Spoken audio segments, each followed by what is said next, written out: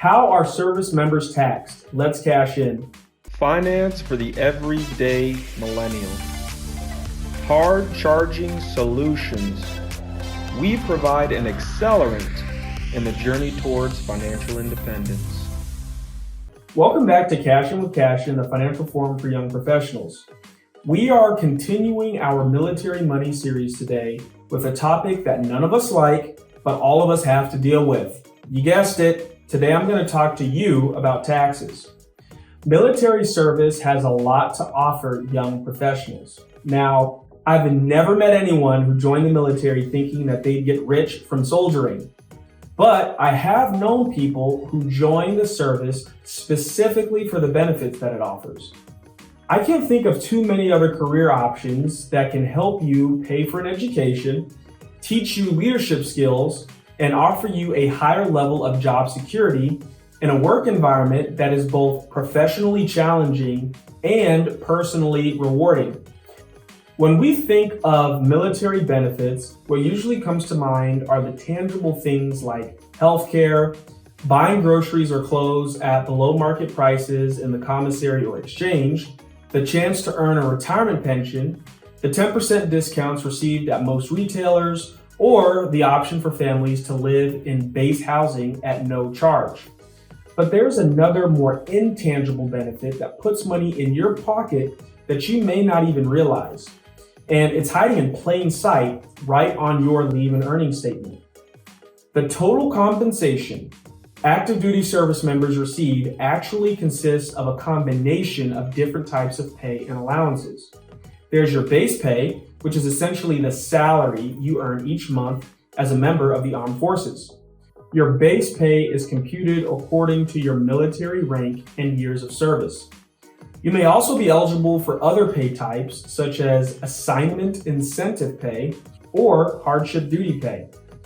After your pay types, you'll see different types of allowances that you're entitled to, such as your BAS or basic allowance for subsistence, which is a food allowance, and BAH, which is your basic allowance for housing. Your LES may also show allowances for clothing, dislocation, and family separation allowance, or FSA, which is received when you are separated from your family for more than 30 days. When you add them up, allowances can account for 20% or more of your total pay. But the important thing to know about allowances is that they are not considered income, so they are not generally subject to income taxes. Let's look at what this means in dollars and cents for a typical young Army officer. Second Lieutenant Jones is a 22-year-old Army officer stationed at Fort Benning in Georgia. He has less than 2 years' time and grade. Lieutenant Jones is single and has no dependents. There were no quarters available for him when he arrived on post, so he rented an apartment in Columbus, Georgia.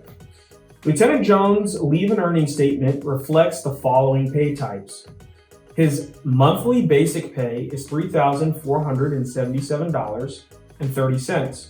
His basic allowance for subsistence is $280.29. His basic allowance for housing is $1,230.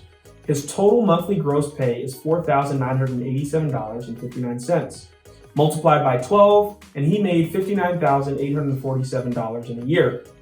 After federal and state taxes are taken out of his base pay, Lieutenant Jones's monthly take-home pay totals $4,210. Now let's imagine for a moment that Lieutenant Jones leaves the Army and is offered a job making $60,000 as a civilian. You might think, that's great, Jones will make a couple of $100 a year more than he did in the military and he won't miss a beat.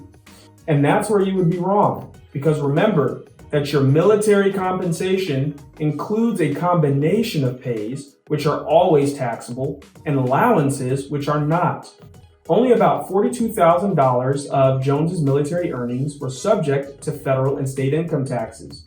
Between his housing and subsistence allowance, Jones took home $1,500 a month tax-free. But as a civilian, even at the same overall rate of pay, he's going to take home less.